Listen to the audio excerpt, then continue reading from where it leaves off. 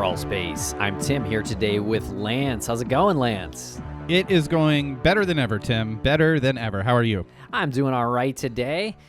And Lance, we speak to another sister advocate today, sort of a theme on our channels. And this woman is named Audrey, and her sister, Jessica Easterly, was found dead. The cause of death was undetermined, but that's where the story kind of begins. Yeah, the cause of death was undetermined, but she did have a lot of damage on her body. We discover in this interview and through news articles that she had a fractured jaw, she had a broken nose, she had damage to one of the vertebrae in the back of her, right under her head, the C4 vertebrae. And kind of perplexing that the New Orleans police and the medical examiner are still not able to determine the cause of death. And given all of the factors that led to her death, it's kind of perplexing that no one's been apprehended for it. Yeah, I mean, it's got to start with the medical examiner changing that determination. How is this not determined? She had a broken rib, a broken jaw, a broken nose, and a vertebrae in her neck broken. And she was in a domestic violence situation in which she told her friend Maria, who is in this episode, she texts Maria about the danger she felt. We reached out to her husband, Justin, who was living with her at the time of her death. And so Jessica went missing on August 12th, 2019, and her body was found by our guest, Audrey, and her friend on August 22nd, just 2.5 blocks from Jessica and Justin's house. Yeah, the specific time in which the death took place is still up in the air. It could have been the 13th, it could have been the 14th, but Jessica did call her friend Maria 3 times, frantic and afraid. This is from justiceforjessica.org. She was terrified, and she was asking Maria to come and get her and get her out of that dangerous situation that she was in with her husband. Okay, Lance, so let's play the interview with Audrey and Maria. And this is a 2-parter. Part 2 is going to come out later this week.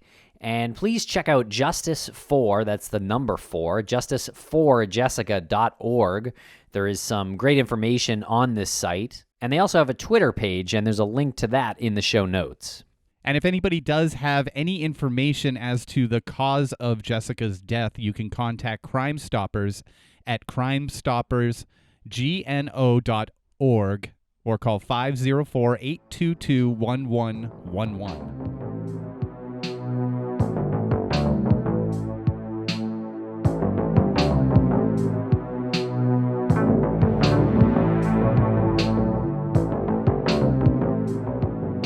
Welcome to the show, Audrey and Maria. How are you today?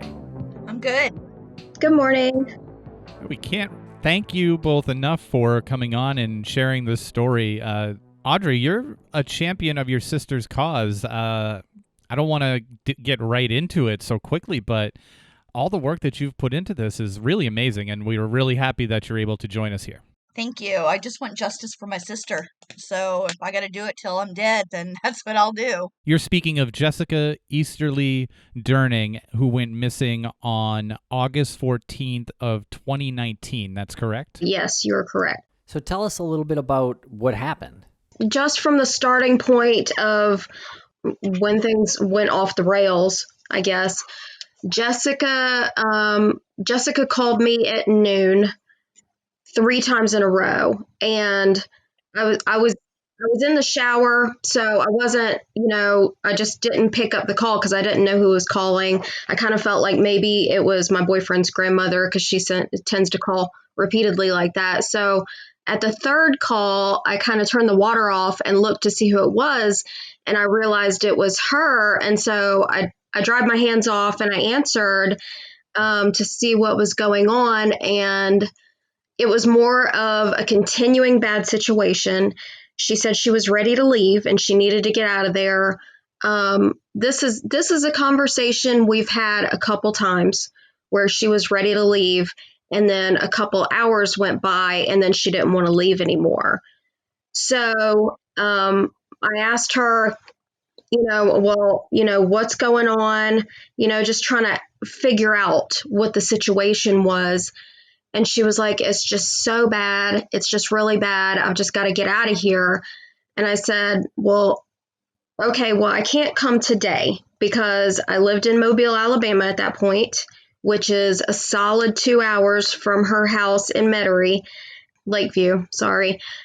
And I had to pick up my kids starting at 2:30 from school, and I don't really have a supportive village where my kids are concerned. I don't have any family and nobody that was close enough to even be on their pickup list there in Mobile at that time. And the other option was, well, I could go pick up all my kids and take them with me, but I wasn't going to drive my kids into a domestic violence situation. So doing it that day at that time was just not feasible for me. And I still don't know how to really cope with that.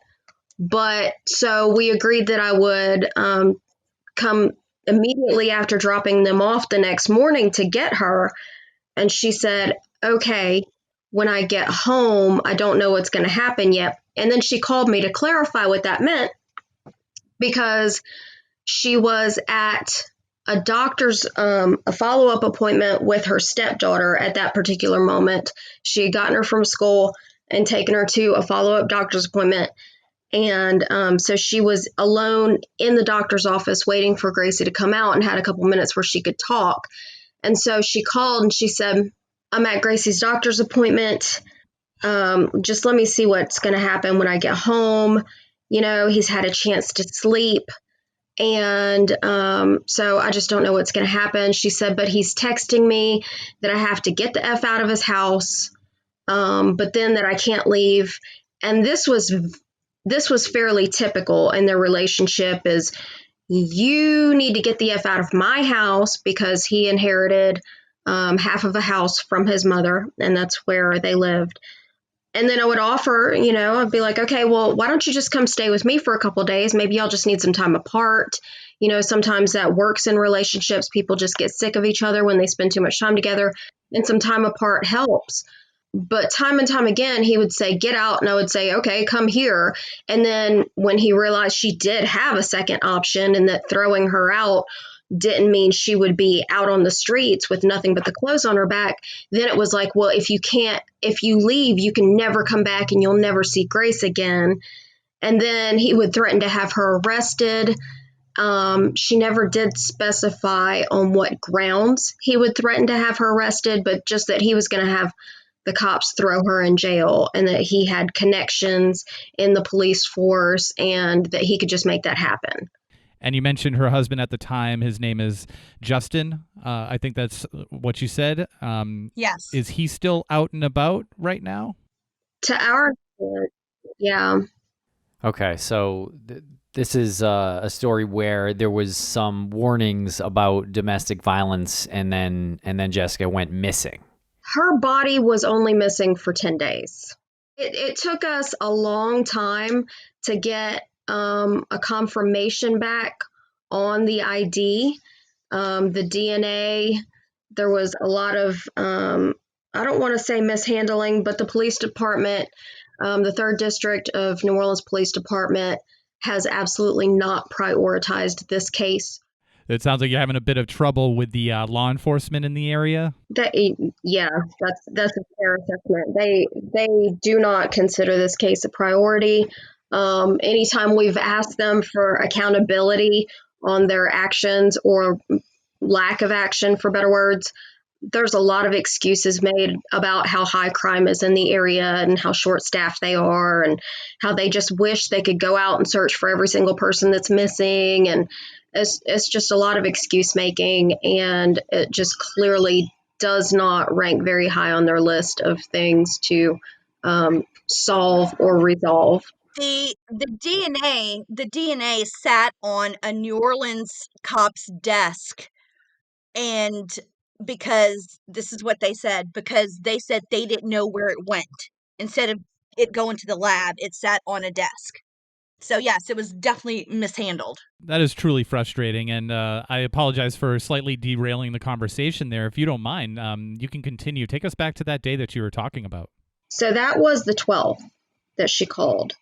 So her kind of a survival tactic with her was he would be really awful, and then she would get really focused on Grace and, in a sense, prove her worth to him by being just a really amazing stepmother to his daughter, in the hopes that that would make him back off and increase her value in his eyes. So with her, being there at the doctor's appointment with Grace and still doing all the I'm such a good mom to your daughter stuff, when she didn't call me to pick her up the next morning, because I said, okay, I'm going to come get you. You need to call me back, though, before I get on the road and drive for 2 hours and miss a day of work. And then 2 hours back, I need to know that I'm not going to show up and you not get in my car. So when she didn't call me the next morning, I figured it was yet another, oh, we're good now. We made up. Things are okay now. And that's my failure as a friend, for assuming that was, again, the situation at hand. So then Wednesday goes by and I didn't hear from her. And this is not abnormal. They fight. She reaches out a lot. They make up. She goes MIA for a little bit because they're just, enjoying each other's company again after a big fight. But Wednesday night, the 14th at 9 p.m. exactly, I get a message from her Facebook, but it's Justin. And that in and of itself is not unusual, because I would text her or message her, and then I would get long pages and pages and pages of response to stuff that she and I were discussing. And then at the bottom, he would sign it Justin, because he really, he needs to feel like the hero all the time without ever actually doing or accomplishing anything. So anytime I would, talk about relationship stuff, he would just jump right in and chime in and offer all this advice, unsolicited. So I got a message from him asking if she was with me.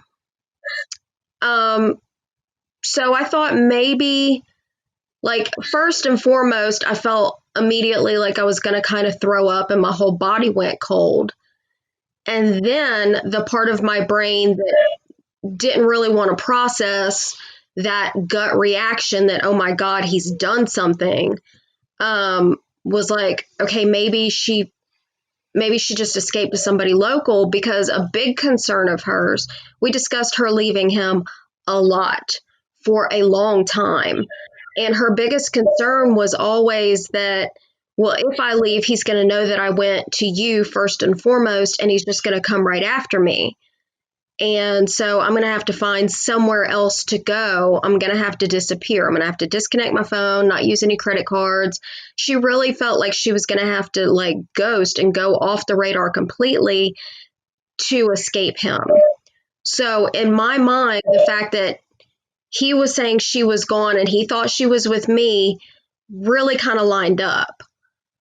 Because, of course, if she did leave, he would immediately assume she was with me. So in my mind, I thought, well, maybe she has done the thing that she said she was going to do. She has left, and she figured that if she came to me first, he would immediately find her, like he's checking up with me right now. And so in my mind, there was room that she had gone somewhere else instead of coming to me. And how long did you hold on to that for? To that little bit of hope that that's what happened? Barely any time at all, because he claimed that he had called all these hospitals, and he used the word weird. And I said, okay, well, does she have her keys or phone or wallet or anything, and he was like, no, it's all here. It's weird. And that's not a word that's almost comically guilty. You know what I'm saying? That's, yeah. Oh gosh, it's weird. You don't say that. You don't say this is weird. You say, I'm really worried. I don't know what to do. I've called the police. But he didn't say any of that. He was just jinkies. What? So I was like, okay, well, I'm calling the police. I'm sending them to your house right now. And he immediately like pushed back on that. He did not like that at all. He was like, well, you're just going to upset Grace. Well, what do you mean it's going to upset Grace? You just said her stepmother, the only mom she's known for years and years, is missing. Like, this is the thing that's going to upset Grace, is people looking for Jessica? That doesn't even jive. As soon as his behavior became inconsistent with somebody really being worried about their spouse missing, I like, it took me maybe 15 minutes to lose hope. And he had not called the authorities at all. He didn't mention that he was going to call them. He claimed that he called them. And then he claimed that they said you have to wait 48 hours. And he was texting me this while I was on the phone with them. And it was rolling down across my phone in notifications. Oh, I talked to them and they said. But I was on the phone with the New Orleans Police Department when that message came through. And I was like, see, he's saying that y'all told him he has to wait 48 hours. And the young lady that answered the phone, she was like, nobody here would tell him that. So that's a lie. And I was like, I'm very concerned. Y'all need to get out there right now. Yeah.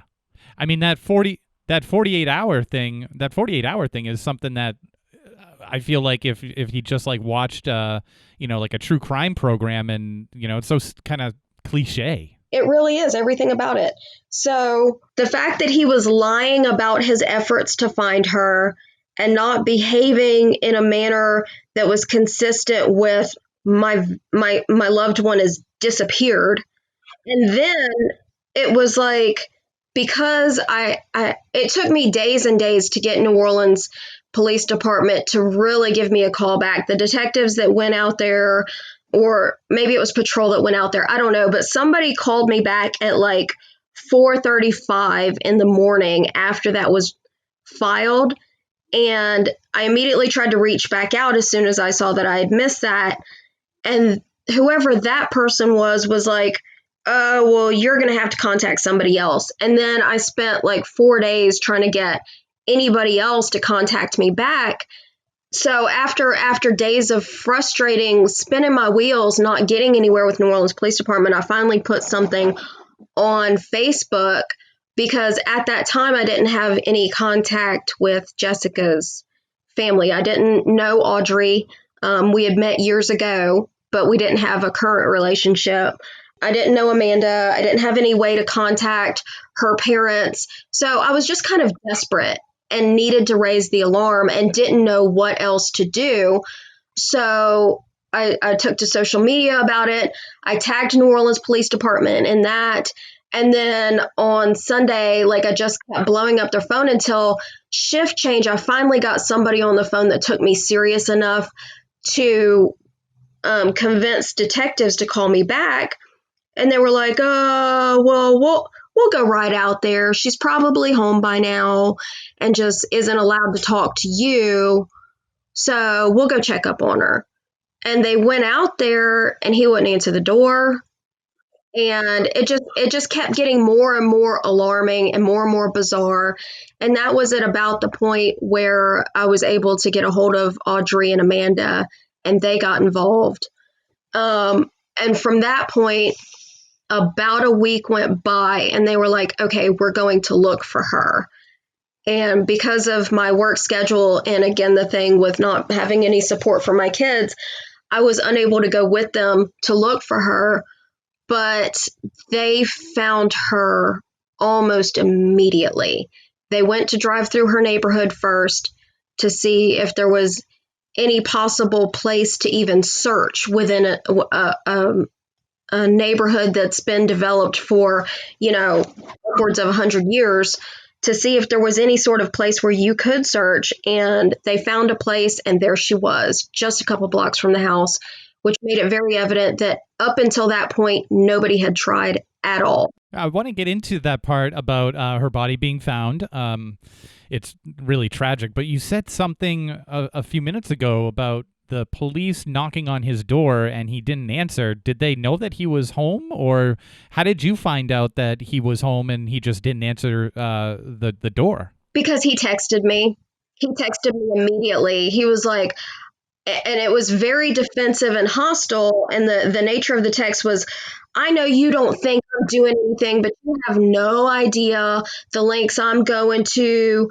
You know, I've got people here on the ground, because he uses a pseudo military esque way of speaking, because he has this fake persona that he's crafted over the years, where he's that he was ever enlisted, and we've heard that he washed out of boot camp, but we've gotten further into we've managed to get back through more ex-wives of his and found out that he never even signed up. How many ex-wives does he have? 2. And he was never in the military, although he claims to be in the military? That's a big thing. And so if you're not from the Gulf Coast, it's easy to wonder how somebody could claim to have done something but not have any evidence of it. But prior to 2005, a lot of people's lives got completely wiped off the map by Hurricane Katrina.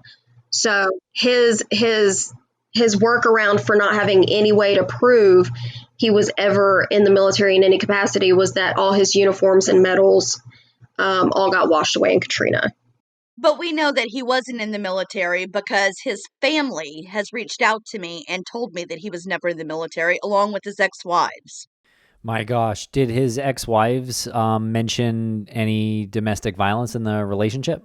I actually have a police report stating that one of the wives did suffer domestic violence, and she put a restraining order against him. And that was also in New Orleans? No, that was in Pass Christian, Mississippi. And when did this happen? God, I don't even know. It was back in, do you know, Maria? No, it's hard to say without the documentation in front of us, but there's no shortage of there's a pretty lengthy paper trail on him being aggressive to the women in his life. Incredible. It's incredible to me. I've never experienced anything like that, so I can't imagine what the two of you are going through. I can't imagine what Jessica was going through. It is such a mindfuck when someone does that to you. We talk to a lot of people who have been through that, have had family who goes through that, and to have it happen repeatedly until someone dies finally is insane to me. That there's not more strict laws that prevent something like this from happening. Psychiatric evaluations, like how many times do you have to call the police? How many times does this have to happen? Do you have to pick somebody up at the hospital?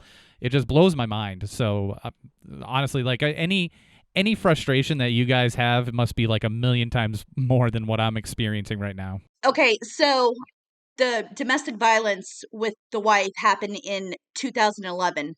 That's pretty recent. So then after Jessica was found, what was Justin's behavior like? Well, I don't know. I mean, he's never reached out to me. He's only reached out to my parents once, and that was about a month after my sister went missing and was found. And to clarify, how long was she missing for? You said about 10 days? Yep. I believe she went missing on the 12th. That's what I believe. I believe she went missing on the 12th, and then we found her on the 22nd. That's what I think. She would have contacted Maria. You know what I'm saying? I mean, she had a plan. That her and Maria talked about this, and she was going to leave. Maria was thinking about going for a job opportunity in Florida, and so Jessica thought that, oh, well, that might work, And I think he found out, I think he found out she was leaving him, and I think that's what happened on the 12th. And he reported her missing on the 14th, 2 days later, and her body was found on August 22nd. I know it's probably difficult, can you take us through that? Technically, he didn't report her until the 15th, because by the time the police report was filed, so he contacted me on the 14th, and the police report was filed. The time on it is 2 a.m., so that is the 15th. I have some feeling that she was still alive and well on the 13th. I know he probably obsesses over everything to do with this case, so I don't mean to I don't mean to throw anybody under the bus, but before he got into her social media and deleted me, I was in contact with Grace. And according to Grace, Jessica was doing a really, really thorough job of cleaning the house on the 13th. And from my experience, being in the same scenario, because in 2013, I was in a very similar situation. And the thing you do before you leave is you clean your house from top to bottom to make sure you're not missing anything that you don't ever plan to see again. So I believe that, she was trying to get her ducks in a row on the 13th, and that aroused his suspicions. So it could have been the night of the 13th. You're meaning to say that the abuse that led to her death could have been the night of the 13th. That's what you're indicating? Right. I think it's possible that she was no longer with us on the 13th at some point during that evening, because she was there cleaning all day on the 13th. So that means she was cleaning when Grace went to school, and she was cleaning when Grace got home. But on the 14th, Grace got up and went to school, and she carpooled with neighbors sometimes. So it's possible that Grace got herself up on the 14th and Jessica wasn't there. That didn't arouse any suspicions because she could have just been in the bed. You know what I'm saying? As a teenager, when you're carpooling, there's really no need to have mom up getting you ready. So what brought you to search on your own in that particular location where her body was found? Was that part of a grid that everybody set up, or was it more random?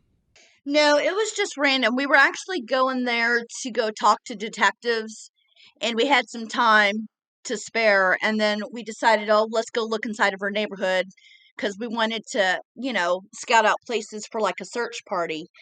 And we got to the end of her road, and I said, take a right. And we went, and there's, at the end of a road is the waterway, canal, or whatever it's called. And we went to the right, and then it goes to a dead end by the water substation. And my cousin Doug was with us, and he works at a funeral place. And so he knows the smell of, of the dead. So he smelt it, but he didn't tell us. And he's like, okay, stop here, stop here. And he jumped out the car. And then I was walking with him. And then he's like, go look over there by the woods. And so I did. And that's when I found her. She was essentially right off of the street, it sounds. So at the end of the road, it's a dead end road, and there's train tracks there. So she was at the edge of the woods. Like, she wasn't in the woods. She was like on the edge of the woods there. I'm so sorry that happened. That is terrible. To have to find her too. But at least somebody did. This is why I need my sister Amanda, because I'm fixing to start crying. I can't. I just, and and then I called my sister Amanda, and I said I found Jessica, and so she came out there, and she called the cops and stuff, and and I don't really remember too much after that. I just remember bits and pieces of it. So, and there she was, just laying there.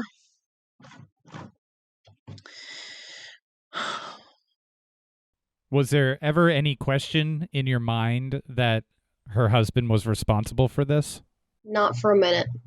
What was the official cause of death? It's undetermined. So are they gonna make a determination at some point with that?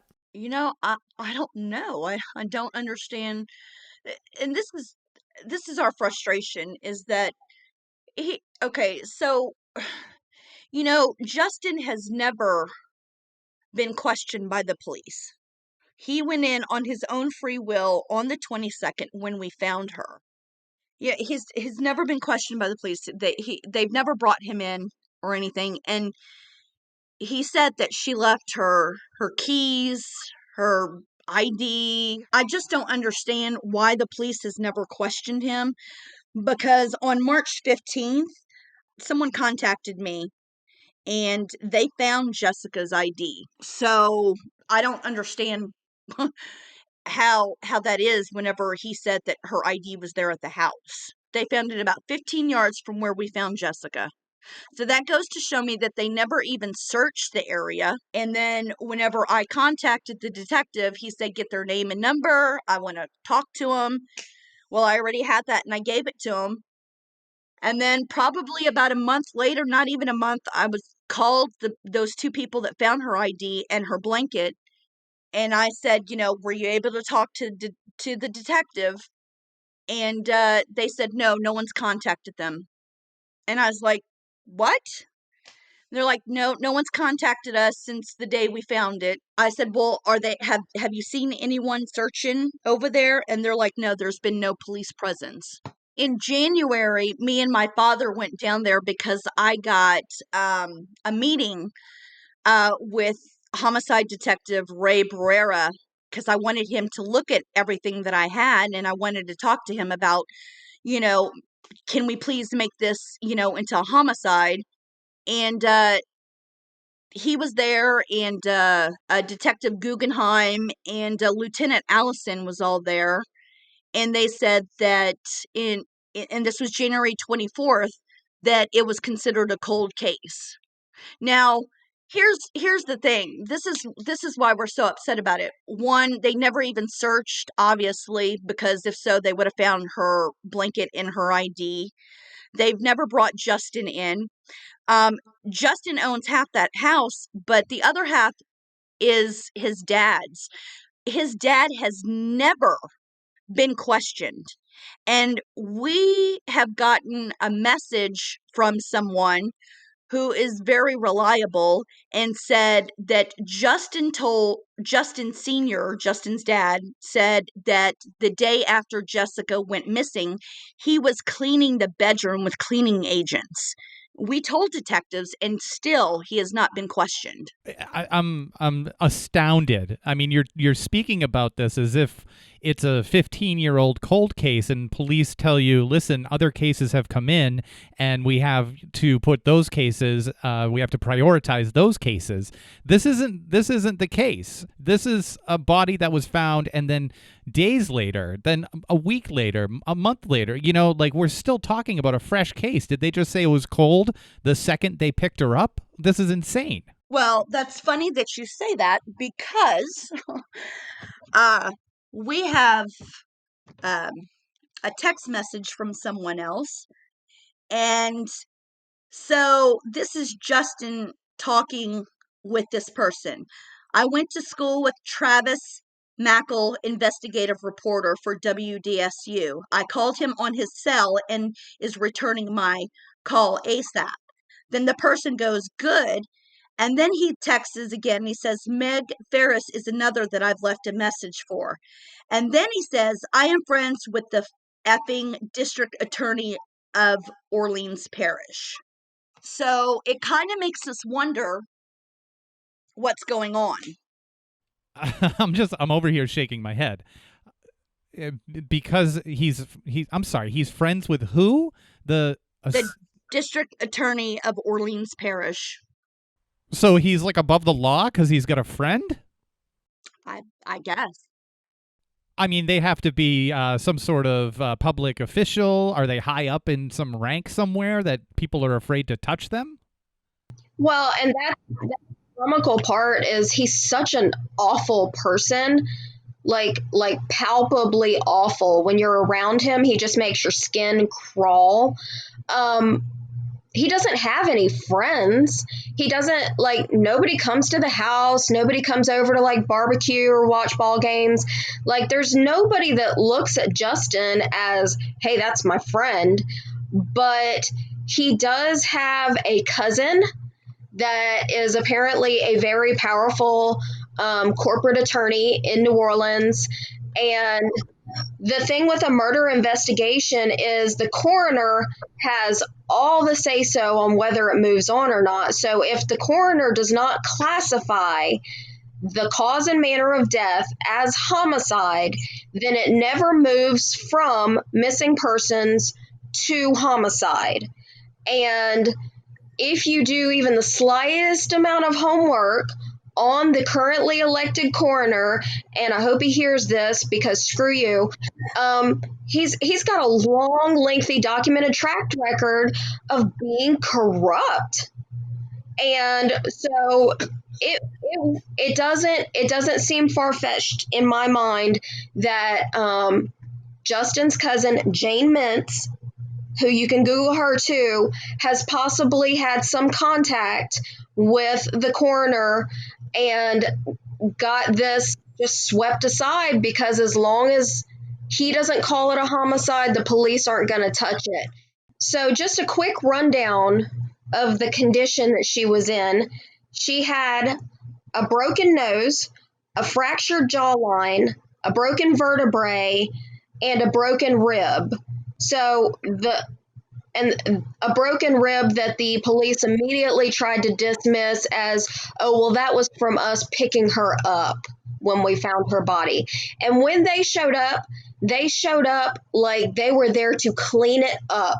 They showed up, they extracted her, they left no crime tape, they didn't stay and process the scene. They were in and out as quickly as possible, like they were just trying to make it disappear. No, she had a fractured nose, a broken jaw, a broken rib, and her C3 vertebrae in her neck was broken. Which one's the C3 vertebrae? It's right there, right there by C4 and C5. It's in the back of your neck. It's like if you know your windpipe. If you touch your windpipe and you go all the way back. I imagine that would fracture or break if somebody was strangling somebody too hard or hit them in the back of their neck too hard. So now we're thinking, well, okay, so maybe he does know the district attorney? I mean, I don't know. So something's going on and something's not right. And I'm not going to sit here and twiddle my thumbs while they sit there and say that, oh, it's undetermined, blah, blah, blah. No, I'm not going to do that. No. I will get justice for my sister, and someone is going down for this.